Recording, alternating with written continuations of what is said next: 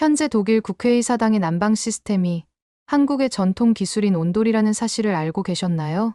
독일의 자존심이자 상징인 라이히슈타크, 즉 독일 국회의사당이 심각한 위기에 빠졌습니다. 19세기에 지어진 이 웅장한 건물은 겨울만 되면 난방비가 천정부지로 치솟았고, 그럼에도 의원과 실무진들은 추위에 떨어야만 했습니다. 유럽 전역의 유명 난방 기업들이 앞다투어 솔루션을 제시했지만 이는 결국 본질적 문제를 해결하지 못한 채 모두 실패로 돌아갔습니다. 바로 그때 한국인 건축가가 온돌이라는 한국의 전통 난방 기술을 제안하지만 왜 하필 아시아의 옛날 기술이냐며 반발이 거셌고, 유럽 기업들도 이 한국인을 가만히 두지 않았습니다. 하지만 지금 이 순간에도 독일 국회의사당은 온돌로 난방을 하고 있고 실무진들의 만족도는 최고치를 기록하고 있다고 합니다. 도대체 한국의 전통 난방 기술이 어떻게 독일의 상징과도 같은 건물에 자리 잡을 수 있었는지 함께 알아보러 가실까요? 안녕하세요. 저는 독일 연방재정청에서 근무하는 안나 밀러라고 합니다. 제가 오늘 이렇게 글을 쓰게 된 건 저희 독일 국회의사당에 도입된 한국의 온돌 시스템에 대한 이야기를 꼭 나누고 싶어서예요. 지금은 이 시스템이 성공적으로 자리 잡았지만 처음부터 순탄했던 건 아니었습니다. 제가 처음 국회의사당 난방 문제를 접한 건 꽤 오래전 겨울이었어요. 매일 아침 출근길에 마주하는 웅장한 국회의사당 건물은 베를린의 상징과도 같았죠. 19세기에 지어진 이 역사적인 건축물은 외관만큼은 정말 완벽했어요. 하지만 그 안에서 일하는 사람들의 현실은 달랐어요. 특히 겨울이면 상황이 심각했어요. 제 사무실은 건물 북쪽에 있었는데 아침에 출근하면 코끝이 시려서 한동안 옷을 벗지 못할 정도였죠. 두꺼운 가디건을 입고 무릎 담요를 덮고 심지어 장갑을 끼고 키보드를 두드리는 날도 있었어요. 그런데 이게 저만의 문제가 아니었더라고요. 매일 아침 이메일함을 열면 가장 먼저 보이는 게 난방 관련 민원이었어요. 회의실이 너무 춥다. 난방이 제대로 작동하지 않는다. 실내 온도가 균일하지 않다. 등. 심지어 어떤 의원은 의회 본회의장이 냉장고 같다. 다들 얼릴 셈인가? 라며 강하게 항의하기도 했죠. 재정 담당자로서 저는 이 문제들을 매일 마주해야 했어요. 더 심각했던 건 에너지 비용이었어요. 매년 겨울마다 난방비가 천정부로 치솟았죠.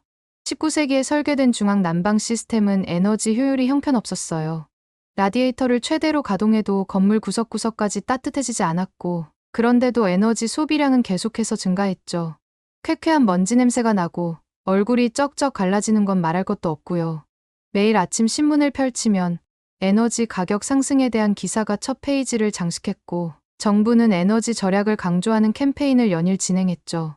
그런데 정작 정부 청사인 저희 국회의사당은 에너지를 물쓰듯 사용하고 있었으니 이런 모순이 참 부끄러웠어요. 어느 날은 제가 재정 보고서를 작성하다가 깜짝 놀랐어요. 지난 5년간 국회의사당의 난방 비용이 무려 40%나 증가했더라고요. 이대로라면 10년 후에는 예산이 감당하기 힘들 정도로 늘어날 것이 분명했죠. 게다가 환경단체들은 국회의사당의 높은 탄소 배출량을 지적하며 개선을 요구하고 있었고요. 매년 겨울이 다가올 때마다 저는 두려움에 떨었어요. 추워서 손이 꽁꽁 어는 건 당연하고 또다시 쏟아질 민원들, 치솟을 에너지 비용, 그리고 해결책 없이 반복될 문제들 때문에 말이에요. 어떻게든 이 상황을 바꿔야 한다는 생각이 간절했죠. 그래서 저는 용기를 내어 부서장에게 난방 시스템 개선 검토를 제안했어요. 처음에는 제가 정리한 서류는 대충 쳐다본 채로 부서장은 나중에 검토해보자는 말만 했어요. 하지만 저는 정말 이대로 안 되겠다 싶어서 상세한 비용 분석 자료와 직원들의 민원 통계를 준비해갔습니다. 부서장님도 이걸 보시더니 태도가 바로 달라지더군요. 결국 국회의사당 난방 시스템 개선을 위한 특별회의가 소집되었어요. 그날 회의장에는 평소보다 긴장된 분위기가 감돌았어요. 건축 전문가들, 에너지 전문가들, 그리고 각 부서의 책임자들이 모두 모였죠. 모두가 이 문제의 심각성을 인식하고 있었지만 해결책에 대해서는 의견이 분분하더군요. 그때 누군가 손을 들었는데 그가 바로 독일계 한국인 건축가 홍재민 씨였어요. 처음 재민 씨가 온돌이라는 단어를 꺼냈을 때 회의장의 반응이 아직도 생생해요. 대부분의 사람들은 온돌이라는 것에 대해 무슨 뜻인지도 모르는 듯했고, 일부는 터널이라고 잘못 알아들어 되묻기도 했습니다. 그때 재민 씨는 차분하게 프레젠테이션을 시작했는데 그의 설명을 들으면서 저는 점점 더 흥미를 느낄 수밖에 없었어요. 왜냐하면 그가 보여준 자료들은 정말 인상적이었거든요. 한국의 현대식 온돌 시스템이 적용된 대형 건물들의 사례부터 시작해서 실제 에너지 사용량 데이터, 그리고 사용자 만족도 조사까지 모든 것이 체계적이고 논리적이었습니다.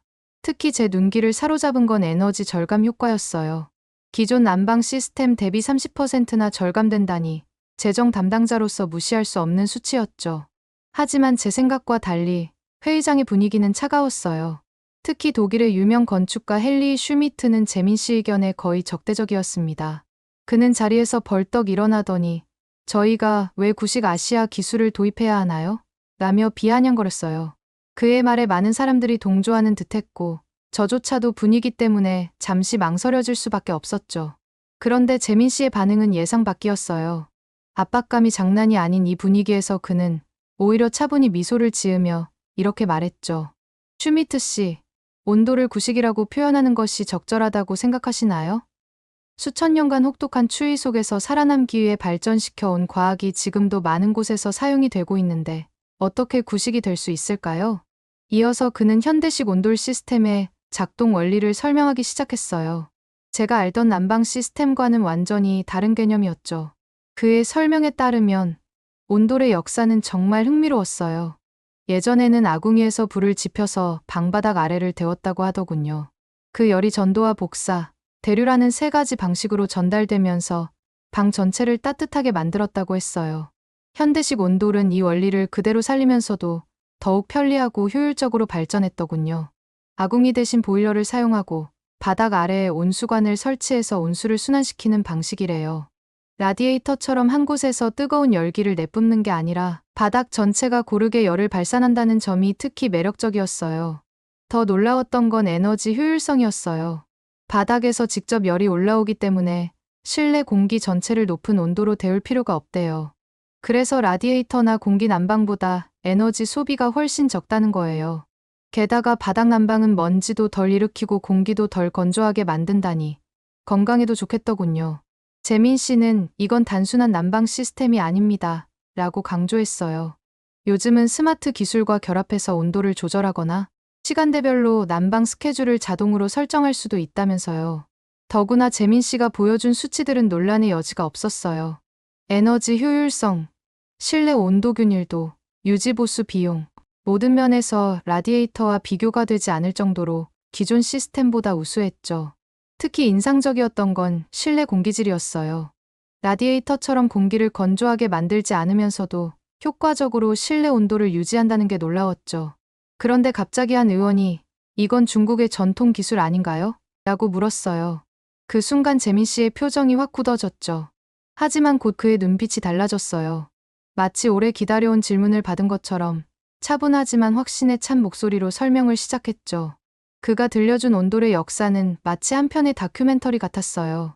기원전부터 이어져 온 한국 고유의 기술이라는 것은 물론이고 온돌만의 독특한 과학적 원리까지 상세히 설명했죠. 특히 인상적이었던 건 중국의 카온과 온돌의 차이점을 설명하는 부분이었어요. 온돌은 집 전체를 따뜻하게 만드는 통합적인 난방 시스템입니다라고 그가 말했어요. 반면 중국의 카온은 침대나 특정 공간만 데우는 국소적인 난방 장치죠. 이는 근본적으로 다른 기술이에요. 그의 설명을 들으니 그 차이가 확연히 와닿더군요. 더 놀라웠던 건 온돌의 과학적 정교함이었어요. 아궁이에서 시작된 열이 굴뚝까지 이어지는 구들장 아래를 통과하면서 열을 전달한다는 거예요. 이런 복잡한 설계는 한반도의 혹독한 추위를 이겨내기 위해 발전된 거라고 했어요. 게다가 온돌은 단순한 난방 기술이 아니라 한국인의 생활 문화 자체를 바꾸어 놓았다고 하더군요. 바닥에 앉아서 생활하는 좌식 문화가 자연스럽게 발달했고 이는 한옥의 구조 설계에도 큰 영향을 미쳤대요. 이런 문화적 깊이야말로 온돌이 가진 가장 큰 특징이라고 할 수 있겠죠. 재민 씨는 마지막으로 온돌이라는 단어가 옥스퍼드 사전에 등재되어 있다는 것을 보여주었어요. 그리고 덧붙였죠. 온돌은 이미 세계가 인정한 한국의 문화유산입니다. 단순한 난방 기술을 넘어 수천 년간 이어진 한민족의 지혜가 담긴 과학이자 예술이에요. 그의 설명이 끝났을 때 아까 질문했던 의원은 머쓱해하는 건 물론이고 회의장에 있던 모든 사람들이 온돌에 대해서 알게 되고 깊은 감명을 받은 듯했어요. 누군가는 작은 목소리로 이런 걸 두고 문화적 자부심이라고 하는구나라고 말하는 것도 들렸죠. 회의가 끝나갈 무렵 분위기는 확실히 달라져 있었어요.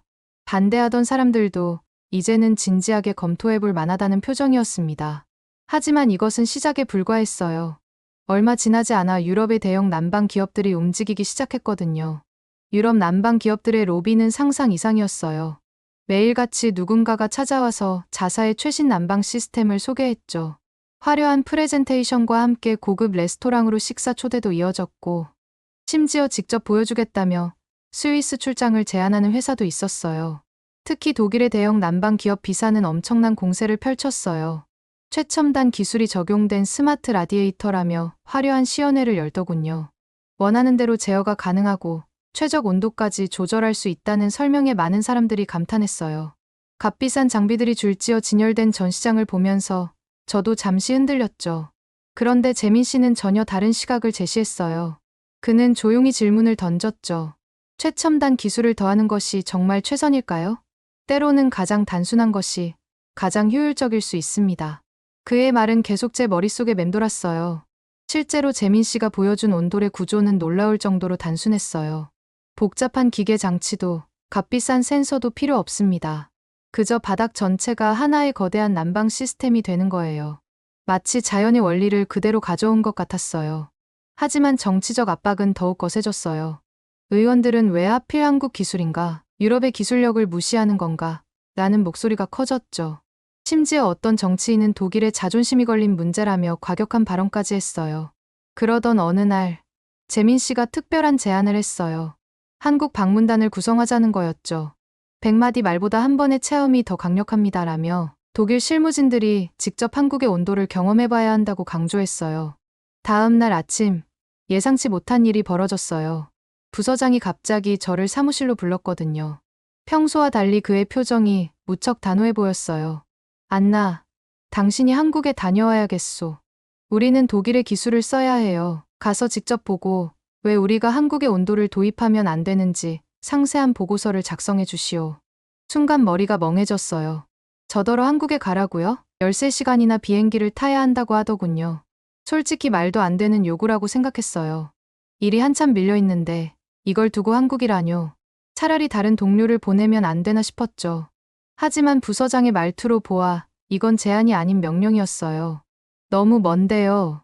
라고 중얼거리자 부서장은 멀수록 좋죠. 거기 가서 온돌의 단점을 낱낱이 파헤쳐 오세요라며 더욱 단호하게 말했어요.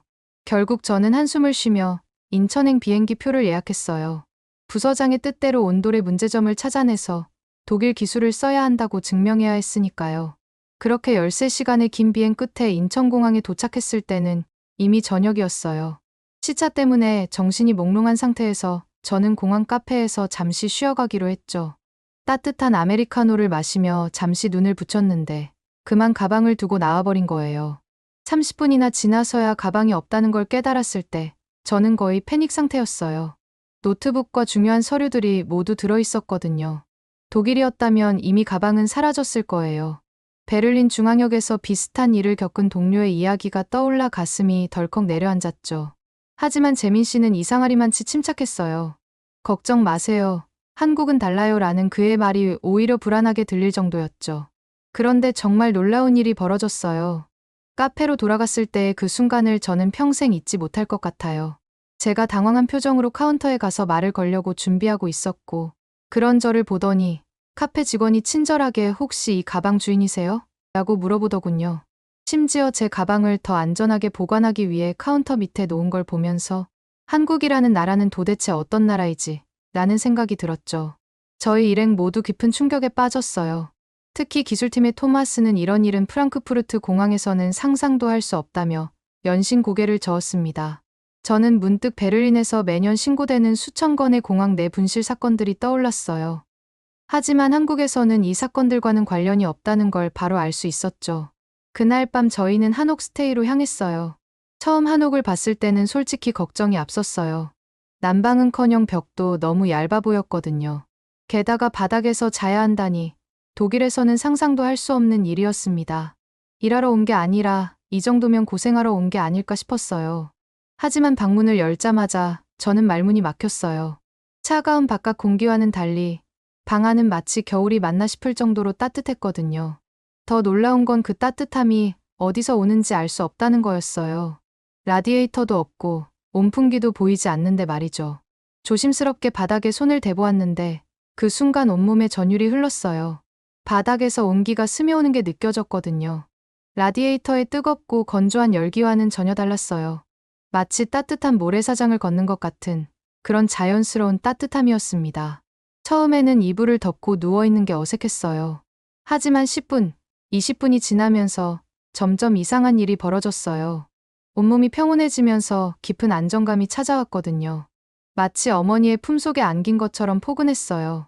평소 허리가 안 좋았던 토마스는 아침에 일어나며 깜짝 놀란 표정으로 말하더군요.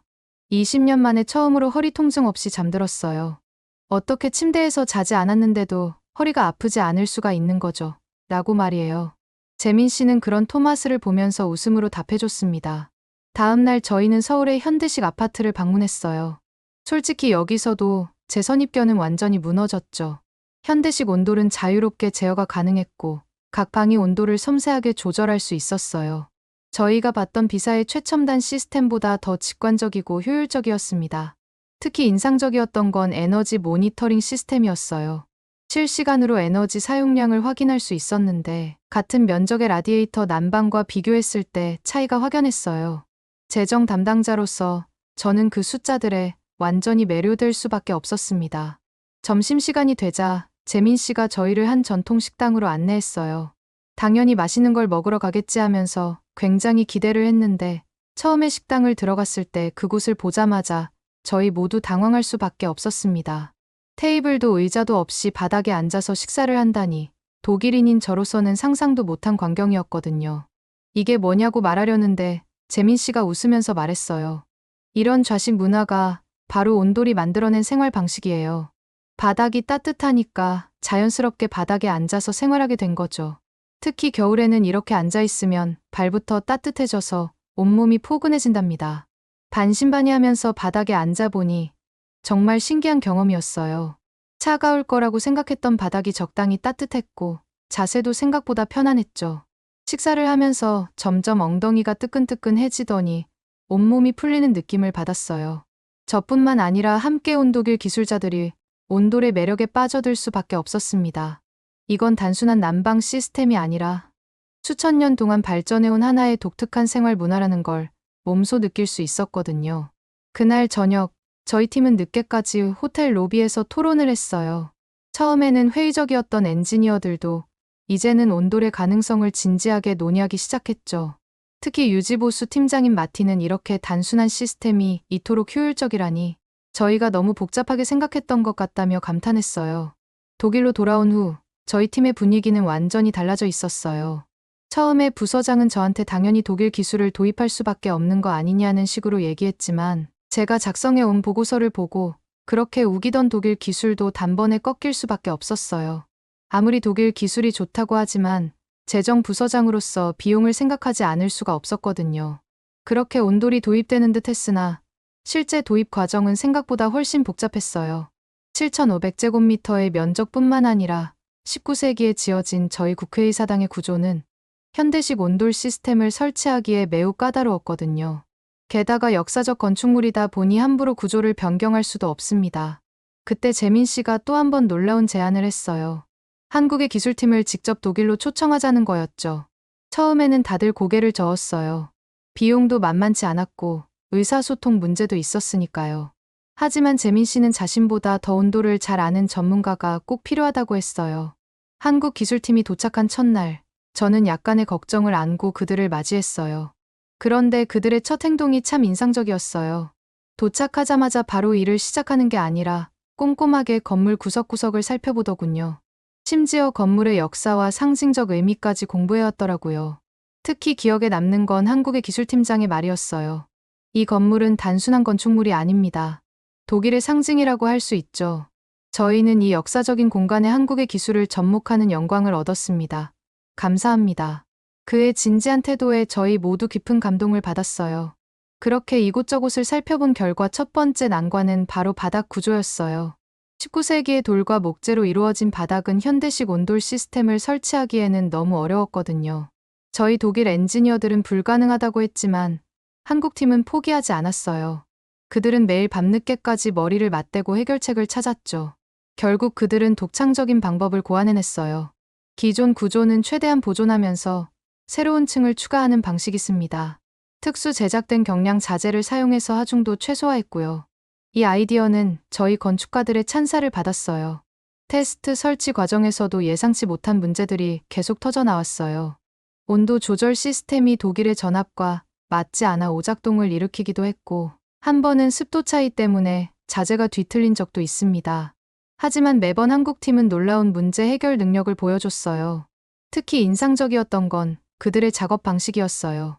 모든 과정을 꼼꼼하게 기록하고 매일 저녁 팀 회의를 통해 진행 상황을 공유했죠. 처음에는 언어 장벽 때문에 걱정했는데 오히려 그들의 체계적인 작업 방식과 재민 씨 덕분에 의사소통이 더 원활했어요. 그렇게 테스트 구역 설치가 완료되었고 첫 가동을 했을 때의 순간을 저는 영원히 잊지 못할 거예요. 차가웠던 공간이 서서히 따뜻해지면서 마치 밖이 영하의 온도가 맞을까 라는 생각이 들 정도였죠. 특히 놀라웠던 건 소음이 전혀 없다는 거였어요. 저희가 익숙했던 라디에이터의 웅웅거리는 소리는 아무리 들어도 들리지가 않았어요. 최종 심의를 앞둔 어느 날 아침, 제 사무실로 뜻밖의 방문객이 찾아왔어요. 바로 처음에 온도를 가장 강하게 반대했던 헨리 슈미트였죠. 오죽하면 그는 테스트 구역에서 이틀을 보냈다고 했어요. 건축가로서 전문적인 관점에서 온도를 평가해보고 싶었다나요? 슈미트의 표정이 무척 진지해 보였어요. 그는 조용히 말을 꺼냈죠. 재민 씨, 내가 틀렸어요. 이건 단순한 바닥 난방이 아니에요. 이건 제가 몰랐던 과학이네요. 그의 목소리에서 진심이 느껴졌어요. 특히 그가 말한 습도 조절 효과는 정말 놀라웠다고 했어요. 평소 천식이 있는 그의 아내까지 데려와서 테스트 구역에서 있었다는데 아내가 전혀 불편함을 느끼지 않았다는 거예요. 오히려 이렇게까지 편하게 숨을 쉬는 걸 오랜만에 본다고 했었죠. 그의 아내는 원래 라디에이터를 튼 공간에 있으면 기침은 물론이고 건조해서 숨을 쉬기도 힘들어 했었거든요. 근데 온도를 설치한 공간에서는 아주 편안하게 있으니 그도 더 이상 딴지를 걸 게 없었던 거죠. 마침내 최종심의 당일이 됐어요. 이날따라 베를린은 특히 추웠죠. 영하 15도를 기록한 올 겨울 최저 기온이었어요. 마치 운명처럼 저희의 선택이 더욱 중요해지는 날씨였죠. 재민 씨의 최종 프레젠테이션은 감동적이었어요. 그는 단순히 기술적인 장점만 나열하지 않았어요. 대신 온돌이 가진 문화적 가치, 환경적 영향, 그리고 경제적 효과를 모두 아우르는 큰 그림을 보여줬죠. 저희는 단순히 난방 시스템을 바꾸는 게 아닙니다. 저희는 더 나은 미래를 위한 선택을 하고 있는 거예요. 그의 발표가 끝나자 한 원로 의원이 천천히 자리에서 일어났어요. 모두가 숨을 죽였죠. 이 의원은 30년 넘게 회에서 보수파의 대표 주자였거든요. 젊은이, 당신 말이 맞습니다. 나는 테스트 구역에서 일주일을 보냈는데 그곳에서 처음으로 겨울에 따뜻하게 일할 수 있었습니다. 더 이상의 논쟁은 필요 없을 것 같군요. 다들 의원의 한마디에 숨죽인 듯 반응을 하지 않았고 표결 결과는 압도적이었어요. 83%의 찬성. 독일 의회 역사상 보기 드문 높은 지지율이었습니다. 본격적인 공사가 시작되자 국회의사당은 완전히 다른 모습이 됐어요. 한국과 독일의 기술자들이 함께 일하는 모습은 마치 예술 작품을 만드는 것 같았어요. 특히 한국 팀의 꼼꼼함은 정평이 나 있던 독일 기술자들조차 감탄하게 만들었습니다. 가장 큰 도전은 역시 본회의장이었어요. 600석이 넘는 거대한 공간을 어떻게 고르게 데울 수 있을까? 모두가 걱정했죠. 하지만 한국팀은 이미 해답을 가지고 있었어요.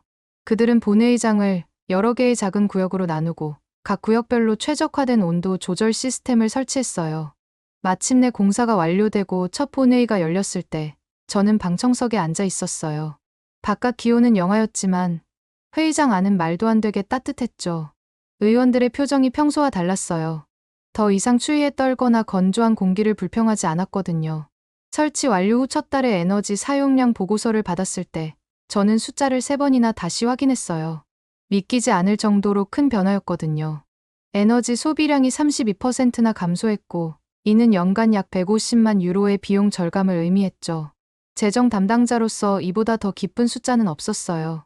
그런데 이건 시작에 불과했어요. 봄이 되면서 또 다른 장점이 드러났거든요. 기존의 라디에이터 시스템은 계절이 바뀔 때마다 전환하는데 며칠이 걸렸는데 온돌은 하루 만에 모든 조정이 가능했어요. 덕분에 갑자기 추워지거나 더워질 때도 즉각 대응할 수 있었습니다. 특히 인상 깊었던 건 의회 직원들의 건강 상태 변화였어요.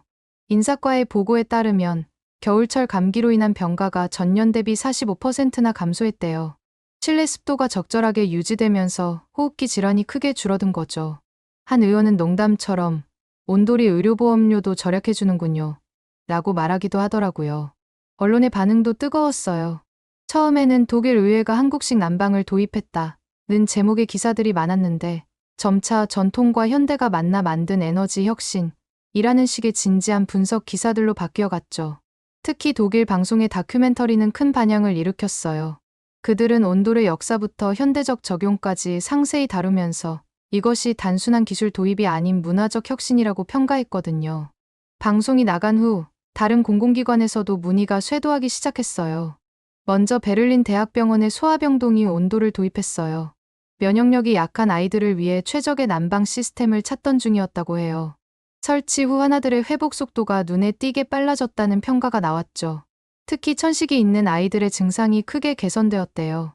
그 다음은 미넨 공항의 항공기 정비고였어요. 거대한 공간을 균일한 온도로 유지해야 하는데 기존 시스템으로는 한계가 있었거든요. 온돌 도입 후 정비사들의 만족도가 크게 올랐대요. 한 정비사는 이제 바닥이 차가워서 무릎 통증을 호소하는 동료가 없어졌다고 말하더군요. 재민 씨는 이제 독일에서 가장 바쁜 건축가가 됐어요. 전국 각지에서 강연 요청이 들어오고 새로운 프로젝트 제안이 끊이지 않는다고 해요. 그는 최근 인터뷰에서 이렇게 말했죠. 저는 단순히 난방 시스템을 파는 게 아니에요. 한국의 삶의 방식을 공유하고 있는 거죠. 저는 재민 씨의 인터뷰를 보면서 한국이라는 나라는 도대체 어떤 나라이기에 어떻게 이토록 독일 내에서 빠르게 퍼질 수 있는 것일까 하는 생각이 들더군요. 지난주에는 특별한 손님이 저희 의회를 방문했어요. 스웨덴 의회의 시설관리 담당자들이었습니다. 그들은 온돌 시스템을 직접 체험하고 싶다며 찾아왔더군요. 제가 안내를 맡았는데 그들이 맨발로 바닥을 직접 느껴보겠다고 했을 때는 놀랐어요. 하지만 더 놀라운 건 그들의 반응이었습니다. 이것이야말로 진정한 북유럽 스타일이네요. 자연스럽고 아늑한 따뜻함이라니. 이후 스웨덴에서도 온돌을 도입할 것인지에 대해 회의를 진행했다는 소식이 들려왔어요. 이제 저는 매일 아침 출근길에 국회의사당을 바라보며 미소 짓게 돼요. 이 웅장한 건물 속에 한국의 따뜻함이 스며들어 있다는 게 자랑스럽거든요. 때로는 가장 먼 곳에서 온 해결책이 가장 좋은 답이 될 수 있다는 걸 저희는 온돌을 통해 배웠답니다. 그나저나 한국에서는 어쩌다 이렇게 온돌이 대중화된 건지 알려주실 분 계신가요? 오늘의 사연은 어떠셨나요? 오늘의 사연이 마음에 드셨다면 좋아요만 한번 눌러주세요. 1초밖에 안 걸리지만 좋아요를 한번 눌러주시면 더 좋은 사연을 소개해드리는데 큰 힘이 된답니다. 긴 영상 시청해주셔서 감사합니다. 오늘도 행복한 하루 보내세요.